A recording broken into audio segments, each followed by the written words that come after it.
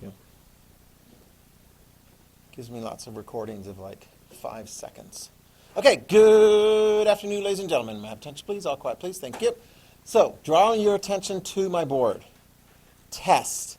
This will be the biggest individual point thing you have had this semester. Look, it says 65 points.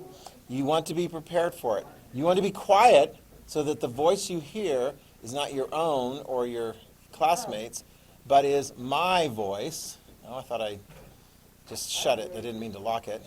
Okay, come on, you guys are tardy. Let's go. And if you're tardy because of another teacher, make sure you get a pass from them, because I've really worked on it,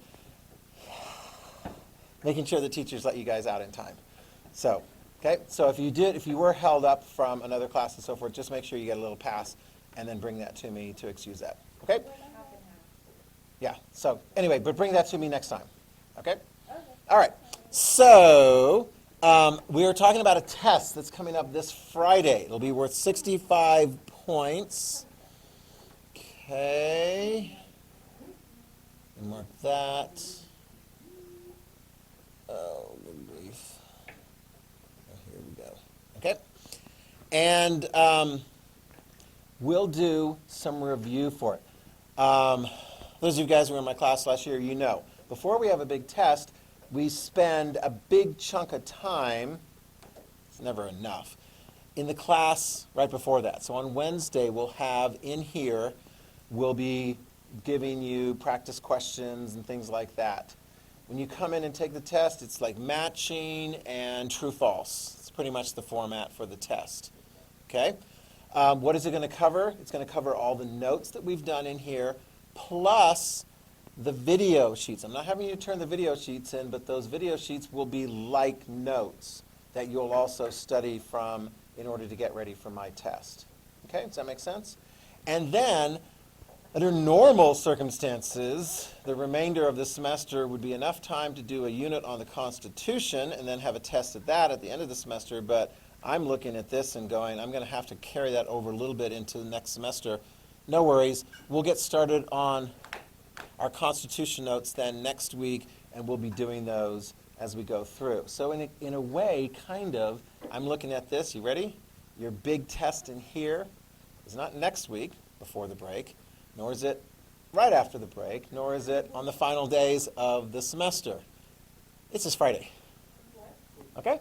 So you don't have any other big things going on Friday, and this will actually keep it fairly close to when you actually have learned the material, rather than stretch it out.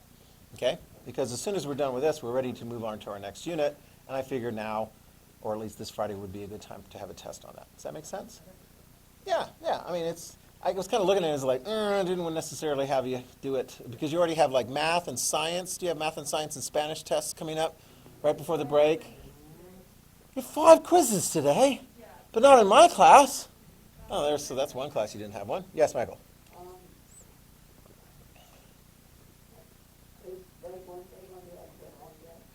Partly. I mean, I'll have a review. We're going to see, because yours is the first of my 4 government classes. So I see 2 more tomorrow, and I see 1 right after you guys. And so I got a sense of like how much more I want to cover. Today, we're going to be covering after the fall of communism in the Soviet Union and the rise of Putin. And we'll also touch in on what's going on with Estonia. And we've also got, I mean, mostly with respect to Estonia, it's pretty good news. Okay? But with Russia, write this down. Russia, it's not so good news. There you go. That's the first thing you're going to write in there. After the fall of communism in Russia, it's not great news. Darn it, because that's one of the themes we've looked at throughout this unit, is what has been the form of government found throughout almost all of Russia's history? Authoritarian government. You either got a czar, or when the communists were in control, you have like a totalitarian dictatorship. Well, if you look to Russia today and you're trying to figure out who's in charge, what kind of governmental system do they have, they got Putin. And it is a wonderful, lovely, crazy democracy like the United States of America, where people can speak out and they can criticize this and they can be unhappy with the election results or happy with the election results, either way, and then get ready for the next election. Is that how it is in Russia? No. Who's in charge? Putin's in charge. Putin's in charge. Putin's in charge in Russia. So we're going to analyze this. I'm going to take you through this so that you have a good idea of kind of what happened. Okay? You guys ready? And by the way, I'm glad we were able to do the music thing because I thought that was really cool. And I really appreciated your musical reactions and so forth. And just a reminder to you, if you haven't provided, this is an extra credit thing, so that can give you a nice little cushion heading into the test. Yeah, take a little heat off. Go ahead and make sure that you have that finished, and then I will collect that. Is that done? It's all done? You didn't like any? You didn't, oh, number 8. Okay. All right, good. Okay. So here we go. This is what I want to tell you.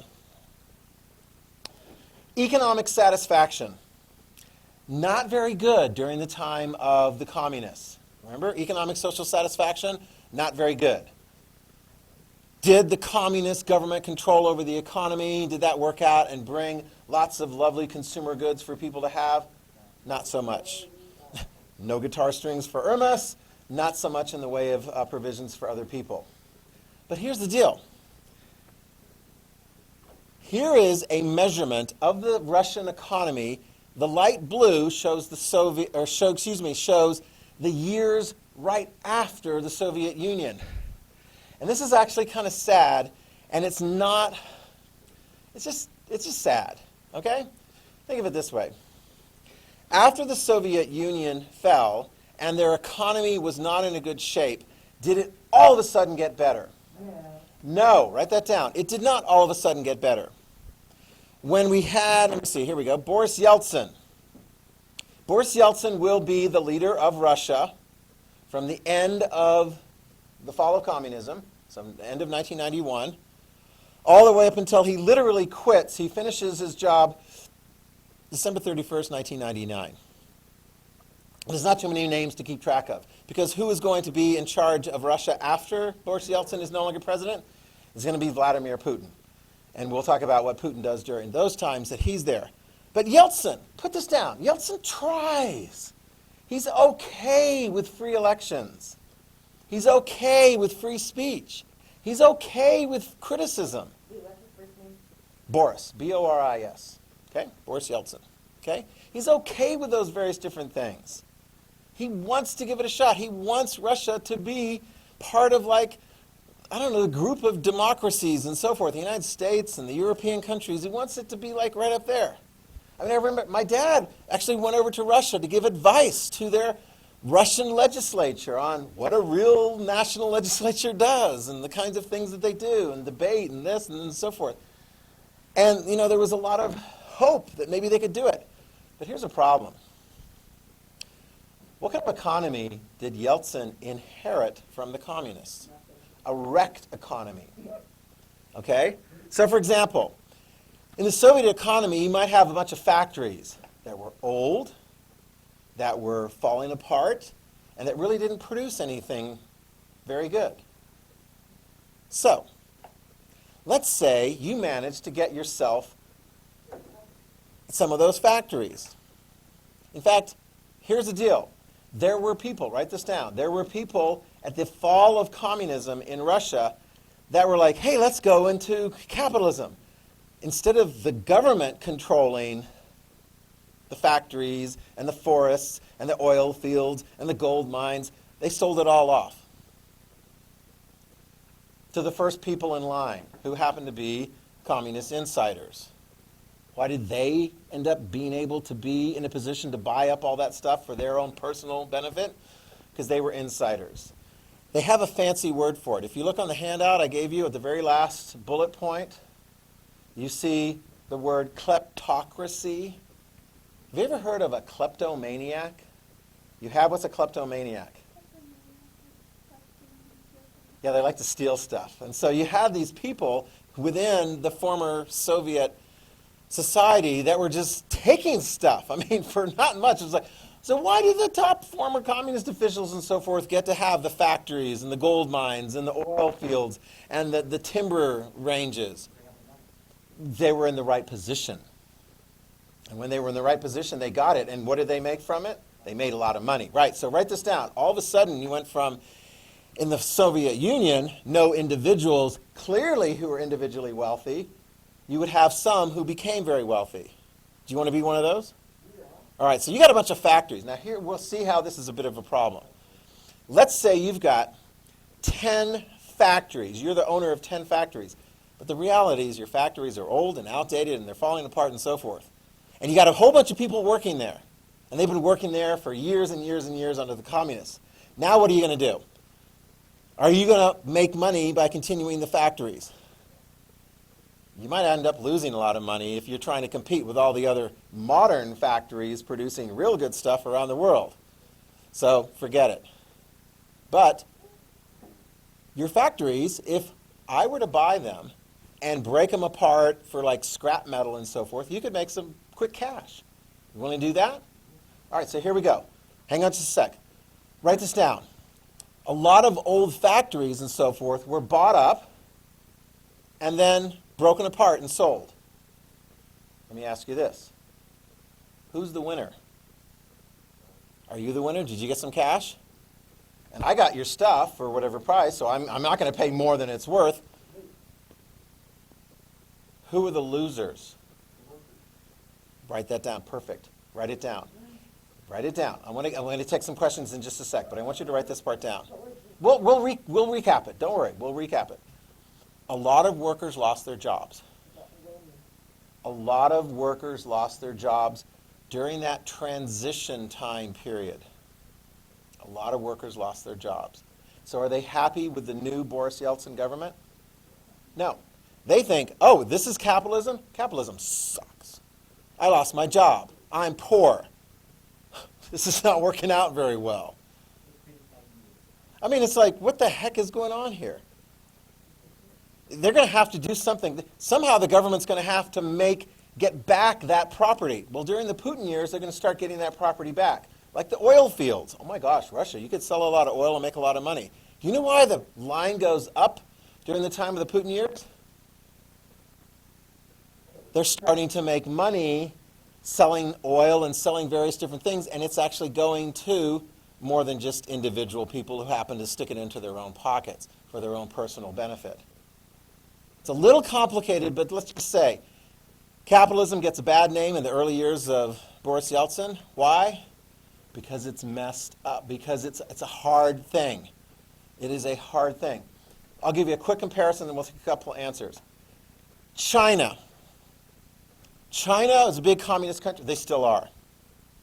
China went from the government's in control of everything in the economy to a lot more capitalism, right? Did I tell you the quote from Deng Xiaoping, the guy on the right, who took over control of China in the late 70s? And he came up with the phrase, it is... Is that the one in the middle? No, it's the one on the far right. The one in the middle is Mao Zedong. He was like the government's in charge of everything. Deng Xiaoping is the one that says, it doesn't matter if a cat is black or white, as long as it catches mice, it's a good cat. In other words, he says, I don't care what your economic theory is. As long as it works, let's do it. What economic theory generally works better? Capitalism. But here's what Deng also said. You ready? If you're going to transition from government control to capitalism, put this down. You need to do it carefully. You need to do it carefully. They did not do it very carefully in Russia, and it made a lot of people unhappy. Hang on just a sec. In China, they actually did, here's another fancy phrase, cross the river by feeling the stones. In other words, when you cross a river, you do it slowly and carefully, because if you go too fast, you'll end up where? In the river being swept downstream. In Russia, they moved too fast. They weren't being very careful with the workers and so forth, and the whole thing was just a big mess. China, they wanted to be more careful. Because if you fire off, this bugs me, if you fire a whole bunch of people, you'll create economic dissatisfaction. China, they wanted to have a slow transition. Did that help you a little bit?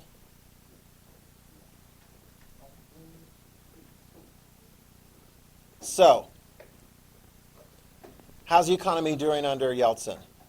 During say the 10 years? Fantastic. Not so good. Oh, and by the way, here's another thing they discovered. Democracy, write this down. A lot of competition. Had they ever done that in Russia before? No! Oh my gosh! If your very first major presidential election in Russia was like the one we just got through, oh my gosh, you're going to have all kinds of people going, democracy's not for me. That's crazy. In America, we're like, whatever, we can do this. Let's get ready for the next election, all right? I mean, you guys, how many of you guys just say, let's get rid of democracy in America, it's too messy? Good, thank you. Sorry. Okay, questions? I was going to ask, obviously the Constitution is protected and that puts us like stable. It is very important for that way, yep. But do you think there will ever come a time where people start to change it and then it starts to spiral out of control and go downhill? Hopefully not. Hopefully we don't face really crazy crises like the ones I gave you in those little groups, you know, where you're being invaded by another country or your economy is completely falling apart. Hopefully we don't get there. I mean, we got COVID and the economic impact that it's had. Do you think we'll survive that? I think so. I think the vaccine's going to help us a lot. Yeah, so I mean, give us another year, things will be more normal than they have been for the last 6 or whatever months. Yeah. Shh. I think that it depends on what happens.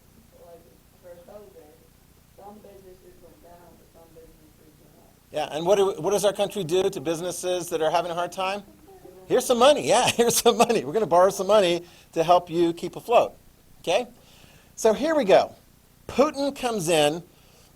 Who knew Putin? I mean, here's what you need to know about Vladimir Putin. Write this down. The one on the far right. Okay, he's a bit younger there. This is Boris Yeltsin. This was the guy who was in charge when communism left, and so now he hands over, in the year 2000, hands over power to Putin. Not so many people knew about Putin. Write this down.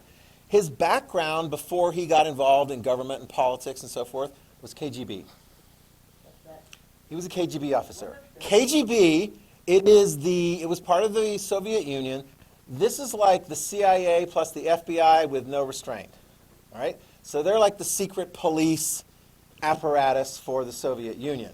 So his background was as somebody who was very much part of the Soviet Union, keeping an eye on all kinds of people in his own country and in other countries too. I couldn't tell you exactly what the Russian words are for it, but KGB, KGB, KGB. It's like they will pick people up on the streets and question them, and the people will be like, the only answer is, I'm sorry, I did it, forgive me, and so forth. Yeah, like my friends from Estonia and so forth, they would be interrogated occasionally by the KGB. Yeah, why? Because they were talking to Westerners. Yeah. Something, bureau, or whatever. Yeah, exactly. Just call it KGB. Okay? Now, here's the deal. Some problems are cropping up during the time of the Soviet Union, the fall apart of the Soviet Union, and some of them are carrying out during the time of Yeltsin. All right, you ready? Domestic national security problems. Ready? Write this down. During the time of Yeltsin, you get some domestic security issues. National security issues. And you're like, well, what? Look at here, my posters. Is it a domestic security problem if all those different component parts establish themselves as their own country? If Estonia becomes free and independent and Ukraine becomes free and independent, is that okay? Well, put this down. Some people didn't like it. Some people did not like the Soviet Union breaking up because it's like the big Russian Empire breaking up. Now you've got all these different independent countries. Put this down. There were parts within Russia that wanted to break free. Chechnya. Write it down. In fact, look at this map very carefully. You'll see this. Azerbaijan used to be part of Russia. Shh! Guys, please. I'm trying to teach. Azerbaijan was part of the Soviet Union, part of Russia. They become an independent country. Armenia, part of the Soviet Union, the Russian Empire before that, they become an independent country. Georgia, part of the Soviet Union, part of Russia before that, they become an independent country.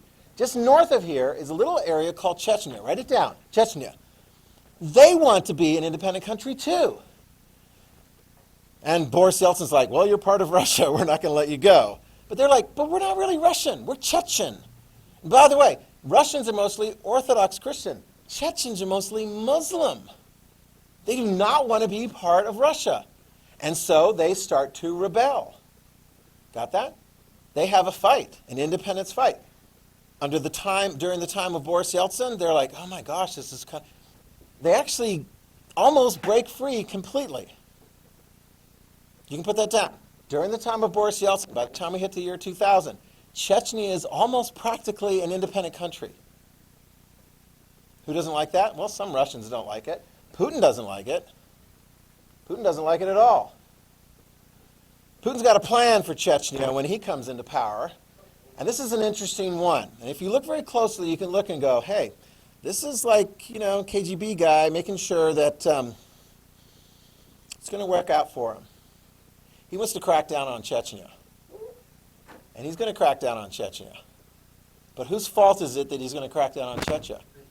He's going to blame the Chechens. Well, what are they doing? They're just hanging around there. Well, can you set up a situation so that if there's a fight, you're responsible for starting it? Here's what happened. Write this down. I want to say it was like 2000, 2001. Yeah, 2000. Some bombs blow up in Moscow at apartment complexes. It looks like it's Chechen terrorists. At least that's what the government says. It's Chechen terrorists. On closer examination, it looks like maybe, possibly, the government set it up. What benefit would there be for the government to fake it so that it looked like Chechens did this? Because now they have a reason to go to war, and they do. Write that down.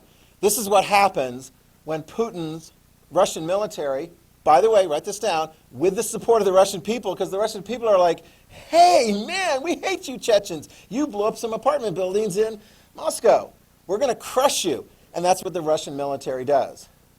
Write it down. When it's all said and done, lots of dead people. And what is Chechnya part of? It's still part of Russia. Question here and then here. Could that be what happened at 9/11? I don't want to get there. No, I don't think so. Isn't that also kind of what the Japanese did in the Well, What? yeah. There's all kinds of various different things as far as who's behind this, who's behind that. Well, needless to say, Putin wins. The Chechens are crushed. Putin is popular. And will he stop there? No. It's time for a Soviet reunion. Yes. Because are there some other areas that maybe he would like to have back? Are you ready? Yes. Here we go. 2008. Okay, in 2008, the Russians, with Putin in charge, by the way, he just keeps getting reelected. He keeps getting reelected. You can put this down. The number of political parties gets smaller and smaller and smaller and smaller. The opportunity for people to run against Putin almost disappears. Free press, forget it. Reporters who are reporting on various different things end up dead. What? Yeah. Reporters who are reporting on a number of various different things end up dead. Why? Because they're reporting critically about Putin and his government. Does that happen in our country? Yeah. No, we have a free press. But did they have free press in the Soviet Union? Are they having as much free press as Putin is in there longer and longer? No, less and less and less. Write this down. Georgia. Remember that country that had gained independence? There's Georgia, and they're kind of saying, hey, Russia, don't be messing with us. And Putin's like, hey, you know what? You got some people living in Georgia, and we want that territory to be part of Russia. This is where things get interesting. In 2008, Russian troops supported people from Ossetia and Abkhazia. You got those two areas? These are Russian-type people, and they're living in Georgia, and they don't want to be part of Georgia anymore. So what does Russia do? They help those people, and they send in their army, and they take that land away from Georgia. And what does the United States and European countries do? Don't do that, Russia. Do we send in the military to help Georgia as they're facing an invasion? Wait, Russia's trying to take into Georgia? Parts of Georgia. Not the state. Parts of Georgia. No. What parts do they get? They get this area called South Ossetia, and they get that area called Abkhazia.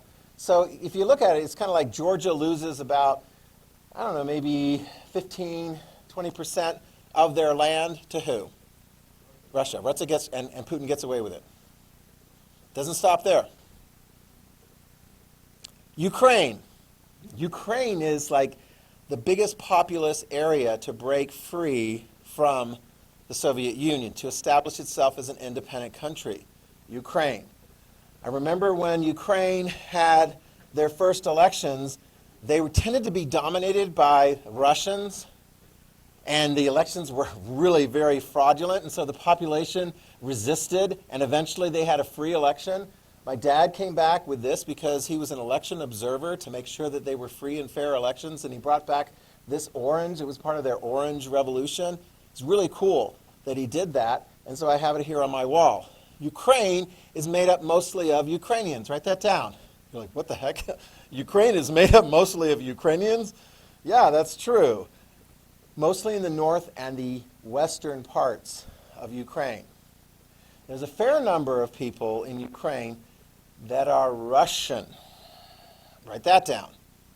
There's a fair number of people that are Russian. And Putin is saying to them, well, you should be part of Russia. So what did he do? He took over parts. In 2014, they basically sent the Russian military, although they took off all the official insignias. So it's just all of a sudden this army appears out of nowhere and takes over Crimea. Okay? Crimea. So this area just right near the Black Sea is now taken over, and they want to be part of Russia. And then there was an invasion in the southeastern part, mostly Russian-speaking area, and that was also supported by Putin. And Ukraine was trying to fight back, and they were like, help us out, United States of America, help us out. By the way, are we a military ally of Ukraine? No. Are we obligated to go to the defense of Ukraine if they're attacked? No. Would they like to be a military ally of the United States of America? Yes. Can you name any military allies of the United States of America that used to be part of the Soviet Union? Estonia, Latvia, and Lithuania. Those three. Those are the only ones that are military allies of the United States of America. So if Russia invaded Estonia, what would we be obliged to do? Exactly, defend Estonia. But when that fight was going, this really sucked. Malaysian Airlines, oh my gosh, those poor people. They lost one plane over the Indian Ocean. Pretty much everyone was lost in it. People were like, where the heck did that go? And so they were having a hard time like making money and so forth. So they took a flight from Europe. They were heading to Malaysia, and they flew over the war zone. Not a good idea to fly over the war zone. Even though you use less fuel because it's a more direct flight, if you go over a war zone, somebody might mistake you for like a war aircraft, and it got shot down by Russian anti-aircraft missiles. A passenger airline, Malaysian Flight 17.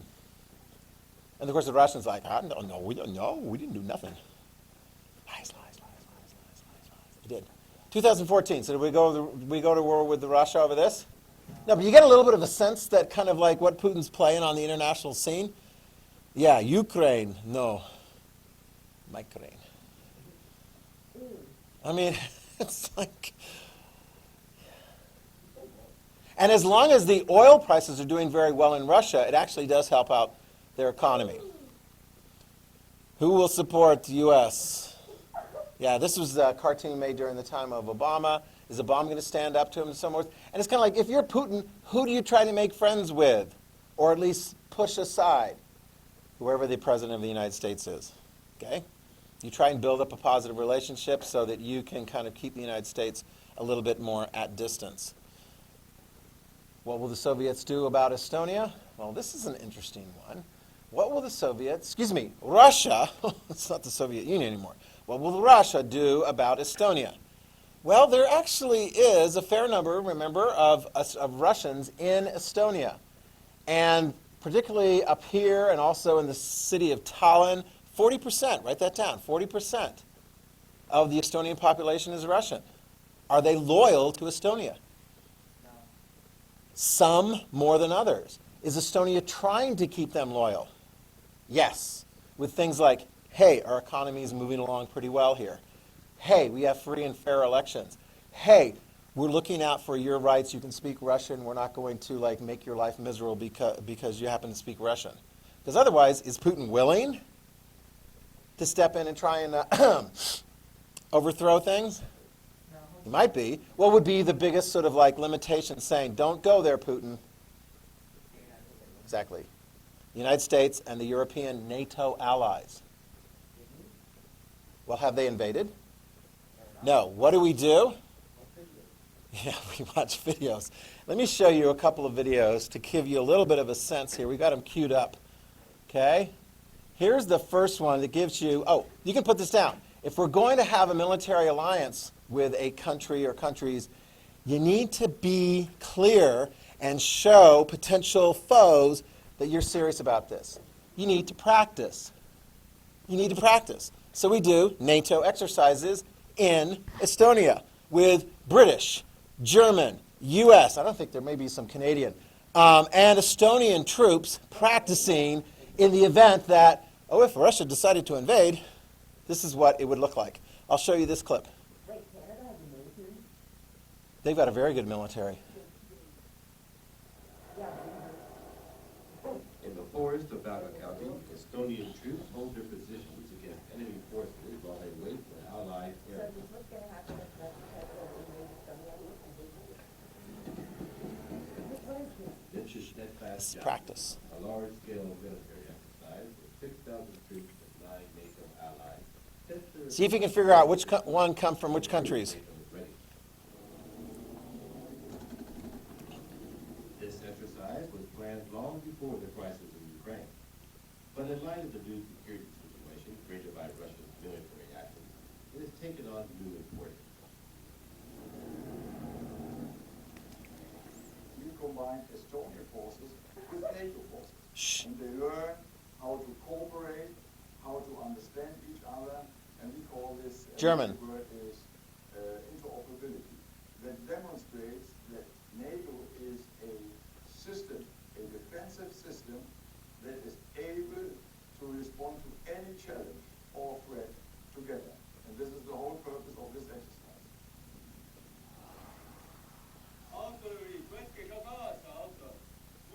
Estonian troops. You can tell by the armband. Armbadge has got the flag. For the Estonian Army's young conscript, it's a chance to test their strength against the predators. In this realistic wartime scenario, Corporal Sven Pivoja's company blocks the road they expect the enemy to take. But a few minutes later, uncertainty starts to take hold. The idea is to fight against professionals so that, it is very hard for us. So it clearly shows our weak spots. And it is very important to learn from this. As they enter the woods, the extreme conditions of the scenario put both sides to the test. British and U.S. troops have combat experience from previous operations. Yeah, from Iraq, But these Estonian Afghanistan. forces have the advantage of knowing the threat. They're super tough. What country? Difference between American. He sounds like an American. You can tell. years of war, and Afghanistan, Iraq, what we've been used to is urban fighting. So we've lost a lot of the field craft of what it is like to fight in the woods. The Estonians, this is where they thrive. And the lessons that we've learned from them have been just phenomenal. The exercise has been a really good opportunity. What country? to practice interoperability Ireland. Britain. Close. It's close. It's close. It's close. It's not something I've ever practiced before in my career. Oh, wait, never mind. Practice paratroop drops. Collective defense is playing out in numbers not before seen in the Baltic region with the start of the Ukraine crisis. The message is clear. The alliance will One protect sec. every ally and stands ready to defend against any threat. Write that down. NATO alliance will protect any ally. That is part of the agreement. All for one and one for all. If any ally is attacked from outside, say from Russia, all countries commit to joining to fight for the defense of that country. Yes? So, like, for the practice, like, in the guns, what are they using? Because, like, people, like, were they fake style? Like, Yeah, they were fake. Yeah, they were fake. This is a fascinating thing because during the years, there was some question in the early part of the Trump years because President Trump was very concerned that our NATO allies weren't paying their fair share. And so he would say things like, hey, maybe we'll just pull out. And they're like, wah! We kind of settled after a while. So during the Trump years, we continue our commitment to our NATO allies, including Estonia, Latvia, Lithuania. Things have calmed down there quite a bit since the situation in Ukraine. But here's a really interesting thing, and I think this occurred like at the tail end of Obama's administration. One of the ways the United States showed a commitment to Estonia was send more troops, have them based there regularly, almost like as a tripwire to make sure that they're not going to be attacked.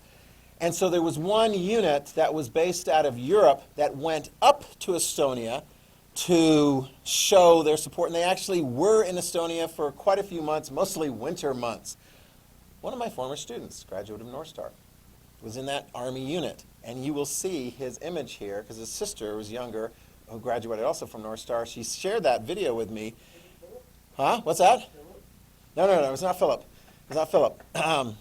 Keegan Orvis, Hunter Orvis, right? It was, some of you guys might remember, that was like a couple years ago that she graduated. Anyway, so I'll show you this with Keegan in the background. I'll pause it so you can see Keegan, North Star student in Estonia, helping the alliance.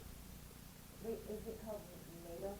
Yeah, North Atlantic Treaty Organization, NATO. So the Estonian people are coming out and they're talking to the U.S. soldiers, getting their pictures taken. And this is all sort of very like friendly, and they'll interview a few people. Here we go. Operation Green Ride.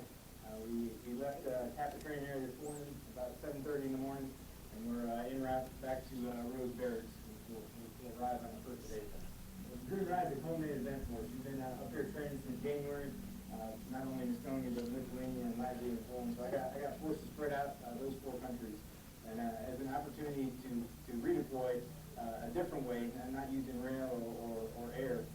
We made the decision to. This would have been about 5 years ago, I think. I think the big message is that the squadron and the 2nd Cavalry Regiment, a part of USER, is ready.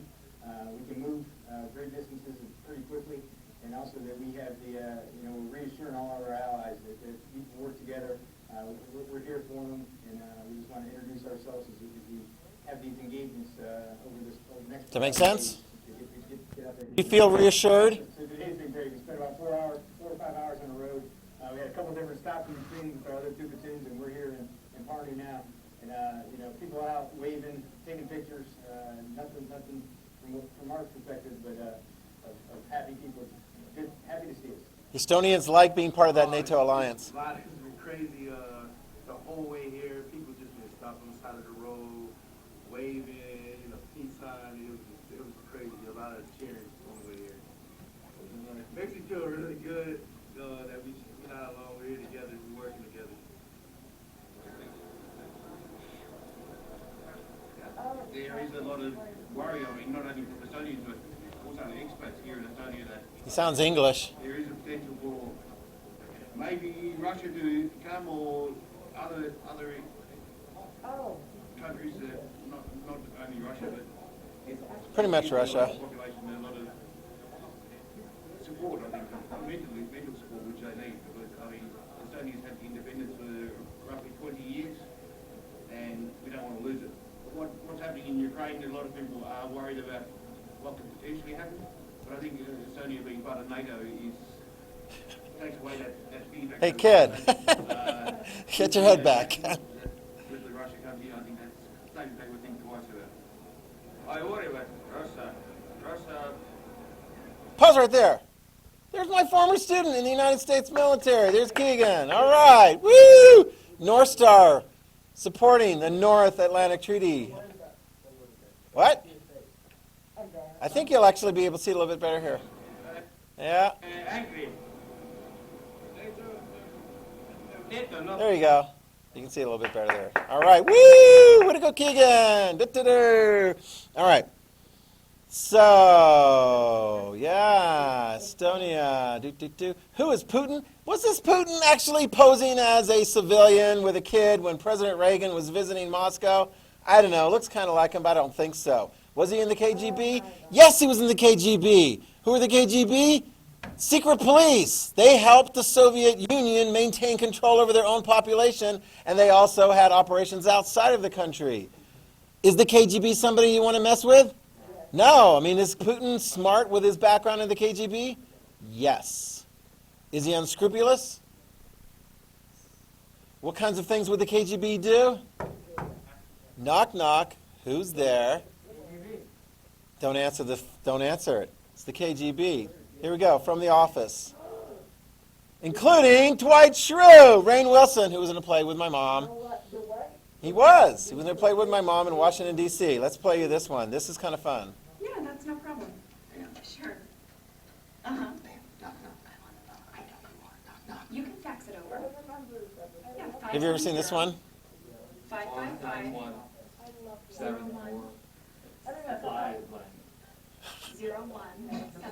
Thank you. You never seen it? It's funny. Sometimes it's like, what? They would never know it was me doing it. Here we go. Knock, knock. Who's there? Buddha. Buddha who? Buddha the spread for everyone. I needed something to work my head. Yeah, there's butter on it. Yes. It was a classic. I got a knock, knock joke. No. Okay. God. Michael, please. Please let me. All right. Knock, knock. Who's there? KGB.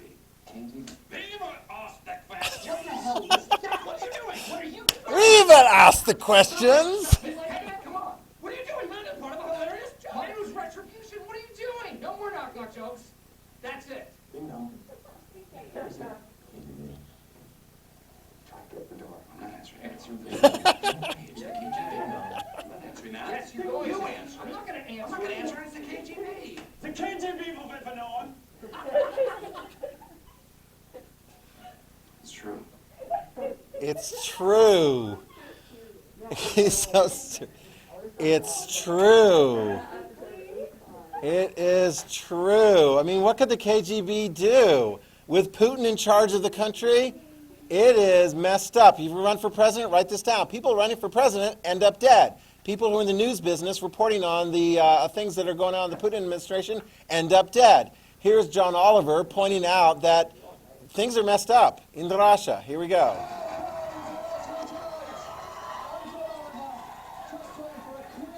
And we begin in Russia, the future home of 45 million Ukrainians.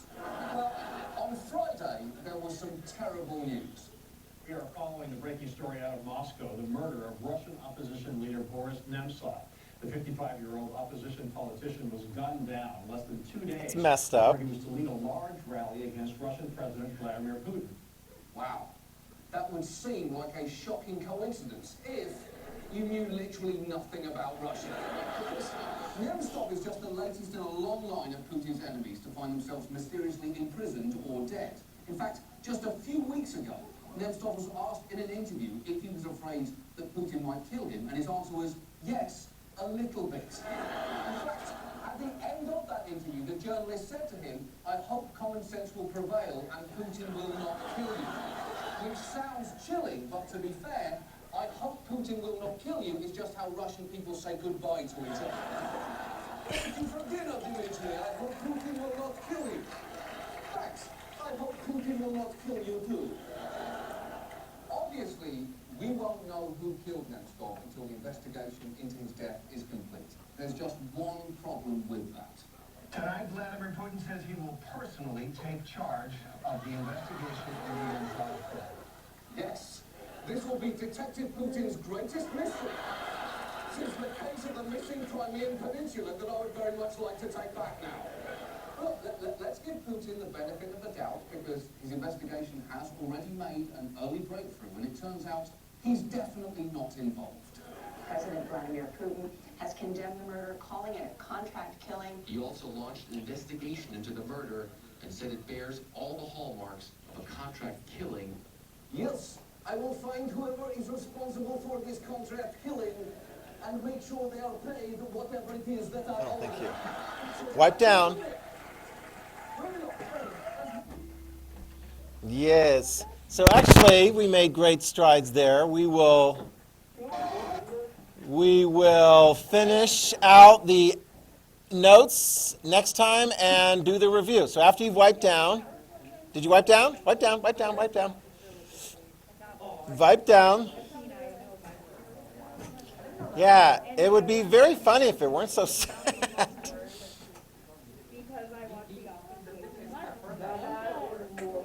Oh, the KGB joke? Yeah. Oh, yeah, that was from there.